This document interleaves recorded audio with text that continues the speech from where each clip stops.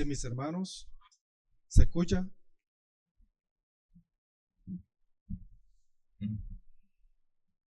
Bien, vamos a orar, mis hermanos, para entregarle este momento al Señor, que sea el Señor tomando las riendas de este servicio y de esta enseñanza. Querido Dios, te damos gracias, Señor, una vez más, proclamando, Señor, en tu nombre todas las cosas. Ayúdame, Padre Santo, para poder exponer esta enseñanza de una manera clara, de una manera sencilla, que la iglesia pueda comprender, que la iglesia pueda seguir aprendiendo, Señor. Que tu Espíritu Santo nos guíe, Señor. Que nos ayude a deleitarnos una vez más en medio de esta enseñanza. Que toda la iglesia en conjunto pueda agradecerte, Señor, y glorificar tu santo nombre. Ponemos este momento en tus manos, Señor, porque solo tú tienes el control absoluto, solo tú eres soberano, Señor, y te exaltamos. Gracias, Señor, por lo que tu Hijo Cristo Jesús hizo en favor de nosotros. Amén. Muy bien, mis hermanos, como bien había dicho nuestro hermano José, hoy vamos a iniciar el capítulo 17 de nuestra confesión de fe. Vayamos todos, pues, nos ubicamos en el capítulo 17, párrafo 1. Antes de empezar, quiero recordarles que en el capítulo pasado nosotros estuvimos viendo, si se acuerdan, el miércoles pasado estuvimos viendo el tema de las buenas obras, ¿cierto? Que son aquellas que Dios ha ordenado en su palabra y que son frutos o evidencia de una fe verdadera que hace todo creyente. No para salvarse, sino por un mero agradecimiento. No mero agradecimiento, es por agradecimiento, por haber entendido que ha sido salvo en justicia de Cristo para glorificar a Dios. Por lo tanto, en ese orden de ideas y como resultado de haber sido salvo por gracia, a partir de hoy estaremos iniciando, como bien le había dicho, el capítulo 17, que consta de 3 párrafos. Si ustedes lo pueden observar, ahí vamos a ver 3 párrafos que estarán refiriéndose al tema de la perseverancia de los santos. Y que a propósito está dentro de las doctrinas de la gracia como el último tema, y no es más que resultado de las otras 4 doctrinas. Cuando algunos quizás aquí no lo han visto, pero cuando estén dando las clases de los discipulados, van a comprender lo que estoy diciendo en este momento. Estaremos viendo las doctrinas de la gracia y el último tema está la perseverancia de los santos. Y dentro de la Confesión de Fe de Londres, 1686, en el primer párrafo está compuesto de 3 segmentos, que es lo que vamos a explicar en esta noche.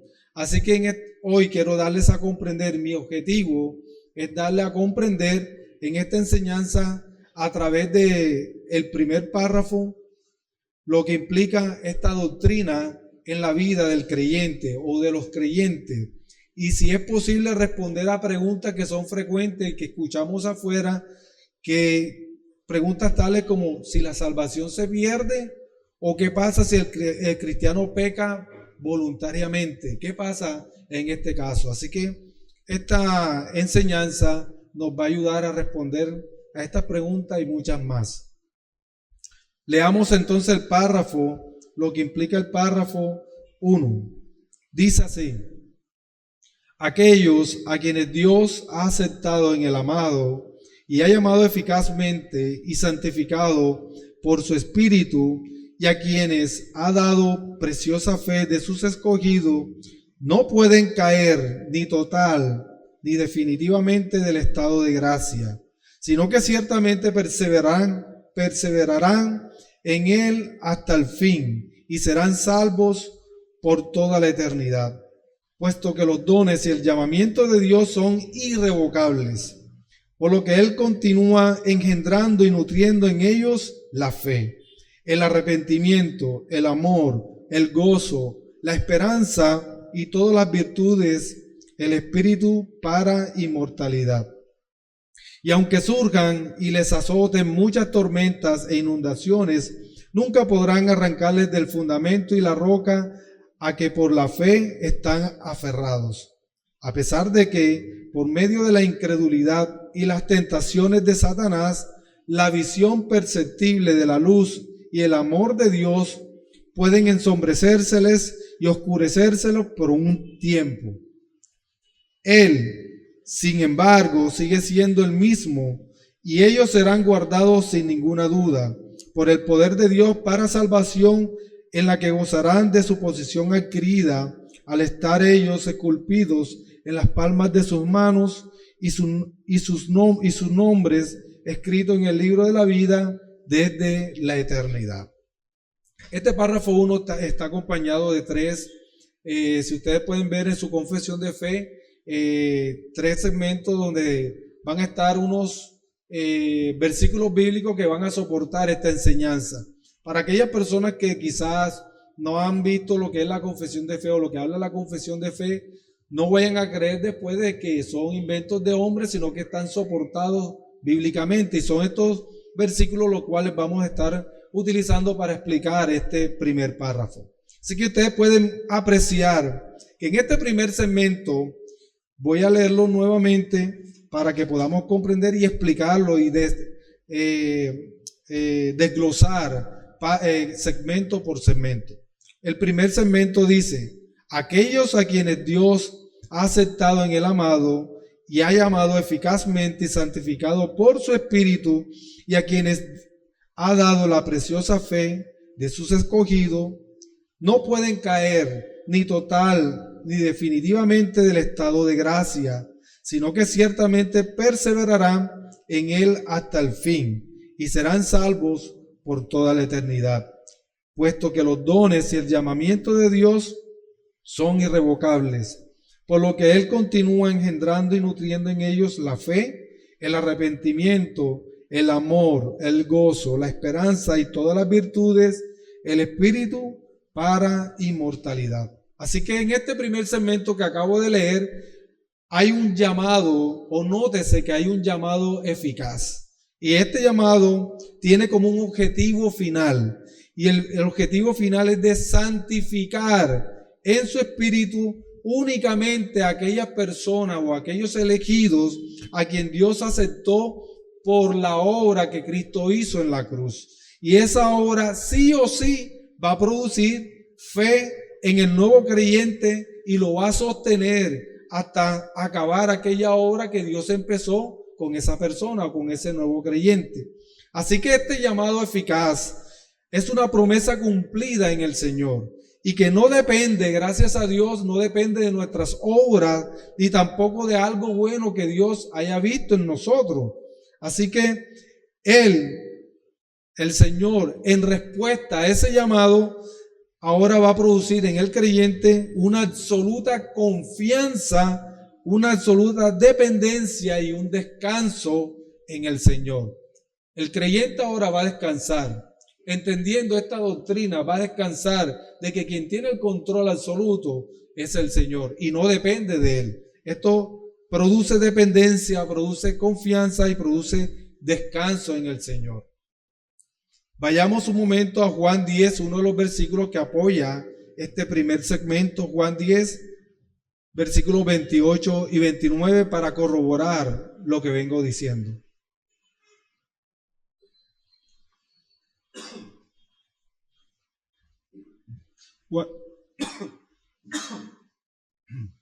Juan 10, 28, 29 dice: y yo les doy vida eterna y no perecerán jamás, ni nadie las arrebatará de mi mano. Mi Padre que me las dio es mayor que todos y nadie las puede arrebatar de la mano de mi Padre. ¿Quién puede arrebatar una oveja de la mano del Padre? Satanás tiene el poder, tiene la autoridad. La muerte, persecución, hambre, guerra, el hombre, nadie puede separar o apartar o arrebatar una oveja de las manos del Señor. Saber que es Dios quien hace este llamado eficaz a sus escogidos y que dependemos absolutamente de ese llamado es lo que en verdad nos da la certeza que todo va a salir bien. la convicción, sin importar cuál malo o cuál rebelde seamos nosotros. Si Dios escogió a alguien para sus propósitos, entonces es cuestión de tiempo para que ese momento vaya y llegue en esa persona y dé frutos en esa persona. Y esos frutos son los frutos del Espíritu Santo que mora en esa persona.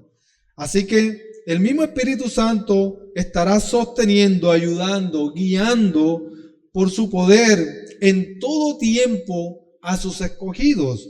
Les va a ayudar a perseverar durante el curso o el transcurso de su vida hasta el día que nosotros partamos de este mundo. Esa es una buena noticia, ¿cierto? De que el Señor esté ahí siempre apoyándonos nosotros por medio de la guianza del Espíritu Santo. Y esos frutos sí los vamos a estar observando. Cuando hay cambio en la persona, las personas los van a notar, va a dar un testimonio que el Espíritu Santo mora en esa persona. Vayamos un momento a Filipenses 1, capítulo 1, versículo 6.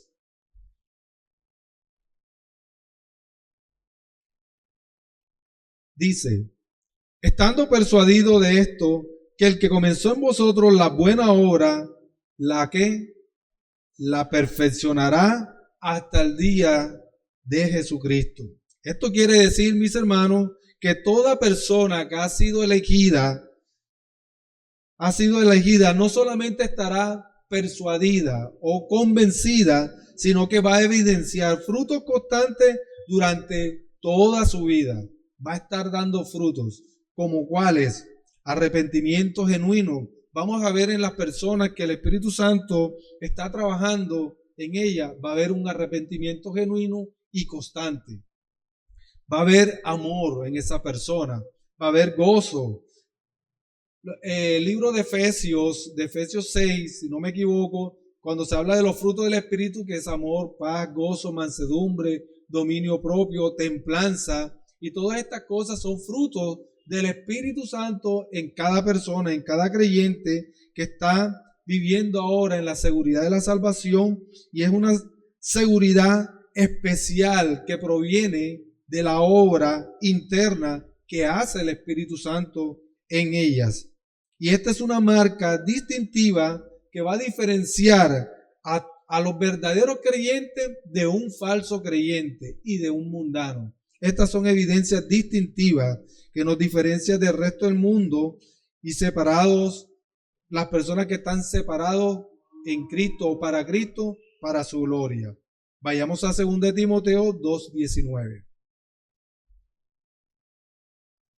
2 Timoteo 2:19. Dice la palabra del Señor. Pero el fundamento de Dios está ¿qué? Firme. Está firme teniendo este sello. Conoce al Señor a los que son suyos, y apártese de iniquidad todo aquel que invoca el nombre de Cristo. Ahí vemos que el creyente está viviendo una vida en santidad, apartado para la gloria de Dios. Así que lo dicho hasta aquí es que se supone que una persona que ha sido regenerada y que ahora está siendo guiada, está siendo sostenida por el Señor, también implica que tiene unas responsabilidades. No es solamente la obra del Espíritu Santo, hay unas responsabilidades y una cooperación voluntaria y gozosa en el desarrollo de ese crecimiento espiritual que está viviendo esa persona. Y este pasaje bíblico que voy a leer a continuación lo va a demostrar.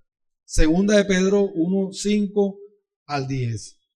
Vamos a ver cómo la persona coopera voluntariamente, gozosamente en el desarrollo de su crecimiento espiritual.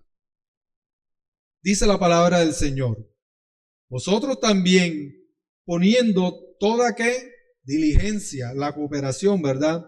Por esto mismo añadid a vuestra fe virtud, a la virtud conocimiento, al conocimiento dominio propio, al dominio propio paciencia, a la paciencia piedad, a la piedad afecto fraternal, y el afecto fraternal amor. Porque si estas cosas están en vosotros y abundan, no os dejarán estar ociosos, ni sin frutos en cuanto al conocimiento de nuestro Señor Jesucristo. Pero el que no tiene estas cosas tiene la vista muy corta. Es ciego, habiendo olvidado la purificación de sus antiguos pecados, por lo cual, hermanos, tanto más procurar hacer firme vuestra vocación y elección, porque haciendo estas cosas no caeréis jamás. Así que por lógica, el verdadero creyente, a través de su preparación, amor y gratitud hacia su Salvador, es movido por el Espíritu y buscará adquirir más conocimiento, más cercanía, una mejor relación con su Salvador. Y al hacer todas estas cosas, obviamente va a obtener dominio propio, va a obtener paciencia, va a obtener estas virtudes que acabo de leer, la piedad hacia sus semejantes, y en esa persona va a haber un afecto fraternal. ¿Por qué? Porque esa persona está cooperando, esa persona está voluntariamente con deseo, con un gozo constante de buscar a su Señor. Y esto lo mueve o lo guía el Espíritu Santo. Pero pregunto, ¿pero qué pasa con esos hermanos que estuvieron con nosotros y de un momento a otro se apartaron? O si entonces la salvación no se pierde, entonces puedo pecar libremente y no perderla. Pero el problema con estas dos preguntas que acabo de hacer es que la Biblia declara que un verdadero creyente ya no puede continuar viviendo una vida inmoral. Ahora vive perseverando en la verdad. Un verdadero creyente ya no practica las obras del pecado. Un verdadero creyente no se deleita en las obras del pecado, porque el mismo Espíritu Santo lo va a estar redarguyendo en todo momento. ¿Cuándo? Hasta el día que partamos de este mundo. Así que debemos estar perseverando en esa verdad. Primera de Juan 3, 6 al 10. Primera de Juan 3, 6 al 10.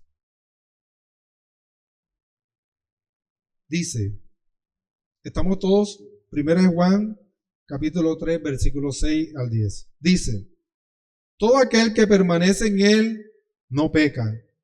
Todo aquel que peca no le ha visto, ni le ha conocido. Hijitos, nadie os engañe. El que hace justicia es justo como él es justo. El que practica el pecado es del diablo, porque el diablo peca desde el principio. Para esto apareció el Hijo de Dios, para deshacer las obras del diablo. Todo aquel que es nacido de Dios no practica el pecado, porque la simiente de Dios permanece en él y no puede pecar, porque es nacido de Dios. En esto se manifiestan ¿quiénes? Los hijos de Dios y los hijos del diablo, todo aquel que no hace justicia y que no ama a su hermano no es de Dios. Así que para estas dos preguntas comunes que siempre van a estar haciendo, que hasta nos dice que nosotros somos salvos, siempre salvos, tenemos también una respuesta bíblica que refuta esa pregunta que nos dice de que si nosotros somos salvos, entonces yo hago lo que yo quiera. No, acabamos de leer que es de Cristo, no practica el pecado. A lo contrario, nosotros perseveramos en santidad cada día de nuestras vidas. Cada día nosotros luchamos contra ese remanente de pecado que tenemos. ¿Para qué? Glorificar a Dios en nuestros cuerpos, en nuestra humanidad. Para seguir respondiendo a estas preguntas, vayamos a Primera de Juan 2:19. Primera de Juan 2:19. ¿Qué pasa con las personas que se apartan? Que vemos de pronto que llegaron un tiempo, duraron muchos años con la iglesia y se apartaron y se fueron al mundo. ¿Qué pasa con estas personas? Las mismas escrituras nos dan la respuesta. Dicen, salieron de nosotros, pero no eran de nosotros, porque si hubiesen sido de nosotros, habrían permanecido con nosotros, pero salieron para que se manifestase que no todos son de nosotros. Hago un par aquí. Aquí vemos claramente esta doctrina bien marcada. Una persona que no es escogida por el Señor no va a perseverar, va a estar un tiempo con la iglesia, va a estar un tiempo compartiendo, pero llegará el momento que va a demostrar frutos que no son del Espíritu Santo, sino de la carne, y se apartará al mundo. Y esos son frutos que nosotros vemos muchas veces dentro de la iglesia. Pero si ese hermano estaba bastante pegado y mira, y ahora se apartó al mundo, perdió la salvación. No, nunca conoció al Señor. Nunca lo conoció, porque Dios tiene el poder de ayudar a que las personas permanezcan, perseveren hasta el último día. Pero mira lo que dice, sigue diciendo el versículo, o dice el versículo. Salieron de nosotros, pero no eran de nosotros, porque si hubiesen sido de nosotros, habrían ¿qué? Permanecido. Ese permanecer con nosotros quiere decir o alude a todas las personas que están perseverando en su vida diaria. Nosotros caminamos ese camino angosto, y ¿quién nos ayuda a caminarlo, a transitarlo, a permanecer ahí? El mismo Espíritu Santo de Dios. Así que todo aquel que vemos que estuvo en medio y se fue para el mundo, obviamente sabemos y lo descartamos que no era de los escogidos de Dios, o no era de los que el Señor le ayuda a permanecer, o una persona salva. Vayamos a otro texto bíblico, que es Efesios 1, del 13 al 14. Efesios 1, 13 al 14. En él también vosotros, habiendo oído la palabra de verdad, el evangelio de vuestra salvación, y habiendo creído en él, fuisteis sellados con el Espíritu Santo de las promesas, que es las arras de nuestra herencia hasta la redención de la posesión adquirida para alabanza de su gloria. Esas arras significa o alude que es una garantía que tenemos de parte del Señor. El Espíritu Santo es la garantía de Dios en medio de nosotros, para que nosotros no nos sintamos huérfanos. Pregunta, ok, listo. Ahora que ya sabemos que nuestra perseverancia depende del Señor, pero ¿qué pasa con los creyentes ahora en adelante? ¿Qué va a pasar con estas personas como usted y como yo, que perseveramos en la doctrina del Evangelio, de la fe en Cristo? ¿Qué va a pasar? Así que para explicar o responder esta pregunta, entonces vayamos a nuestro segundo segmento del primer párrafo. Dice: y aunque surjan y les azoten muchas tormentas e inundaciones, nunca podrán arrancarle del fundamento y la roca a que por la fe están aferrados, a pesar de que por medio de la incredulidad y las tentaciones de Satanás, la visión perceptible de la luz y el amor de Dios puede ensombrecérseles y oscurecérseles por un tiempo. Así que en cuanto a este segundo segmento, vamos a ver dos cosas. Una, que todos los santos pasarán por duras pruebas. Eso es lo que pasa o lo que nos acontece a nosotros, lo que vamos a perseverar en la fe. Vamos a tener pruebas y vamos a tener una disciplina de parte del Señor. El Señor nos va a estar disciplinando como a hijos. Y la segunda es que todos los creyentes, a pesar de que pasemos por esas duras pruebas, por el horno de fuego, estarán firmes en el fundamento que es en Cristo Jesús. Son dos cosas, dos características que van a acontecerle a todos los creyentes que perseveramos o perseveraremos en nuestra vida como creyentes. Así que en las Escrituras vamos a poder ver unos ejemplos claros de cómo Dios disciplina a su pueblo y a las personas que ha elegido o ha llamado en particular, o que van a perseverar. Hebreos 12, 7 y 8. Hebreos capítulo 12, versículos 7 y 8. Mire lo que dice. Si soportáis la disciplina de Dios, os trata como a hijos, porque ¿qué hijo es aquel a quien el Padre no disciplina?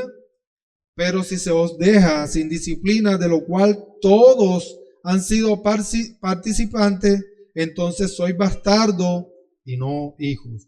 Así que, como podemos ver, la disciplina hace parte de la vida de cada creyente, que le ayuda a corregir su andar, a enderezar sus pasos, a perseverar en ese camino estrecho, para que pueda no solo dar una buena batalla, sino que adquiera con seguridad esa corona de justicia que se le ha prometido al final de su vida.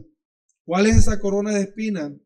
Corona de vida, de justicia. 2 de Timoteo 4:7. Mire lo que dice. 2 de Timoteo 4:7.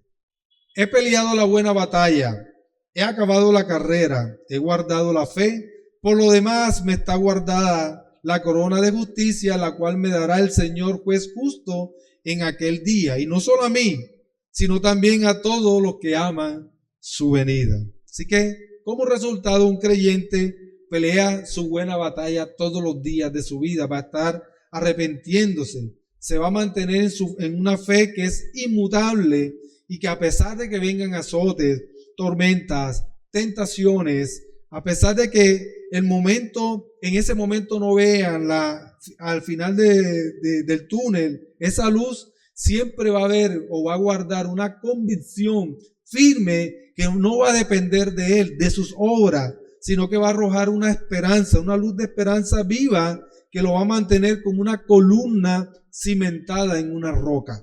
Y es por lo que nosotros ahora, teniendo en cuenta esto, vamos a pasar a nuestro tercer y último segmento del párrafo, que dice de la siguiente manera: Él, sin embargo, sigue siendo el mismo, y en ellos serán guardados sin ninguna duda por el poder de Dios para salvación, en la que gozarán de su posesión adquirida al estar ellos esculpidos en las palmas de sus manos y sus nombres escritos en el libro de la vida desde toda la eternidad.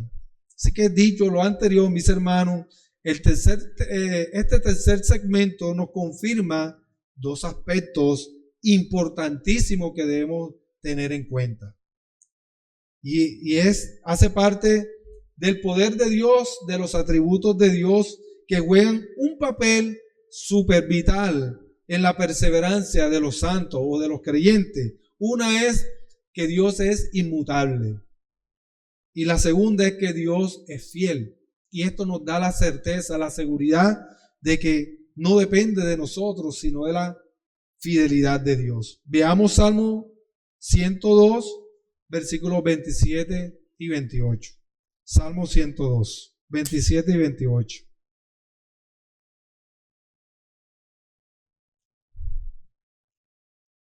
Pero tú eres el mismo y tus años no se acabarán. Los hijos de tus siervos habitarán seguros y su descendencia será establecida delante de ti. Se está haciendo referencia aquí en Salmos, o el salmista, a que Dios es eterno, es inmutable.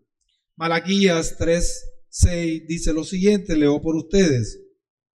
Porque yo Jehová no cambio, por esto, hijos de Jacob, no habéis sido consumidos.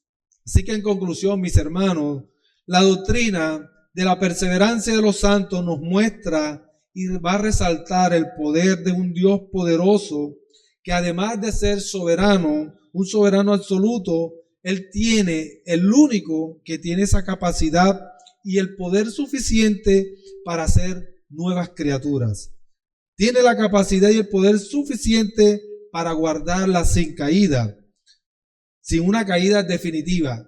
Hay que resaltar que nosotros vamos a tener tropezones, pero se está hablando de una caída definitiva que nos aparte de las manos de Dios. Entonces Él nos guarda de una caída definitiva a pesar de que estamos viviendo sujetos en debilidades y con ese remanente de pecado. Así que todo esto demuestra, mis hermanos, su gran poder que apunta al firme propósito de sus planes perfectos de presentarnos sin mancha delante de su gloria. Solo Él puede hacer lo que el hombre en su fuerza no podría hacer por sí solo.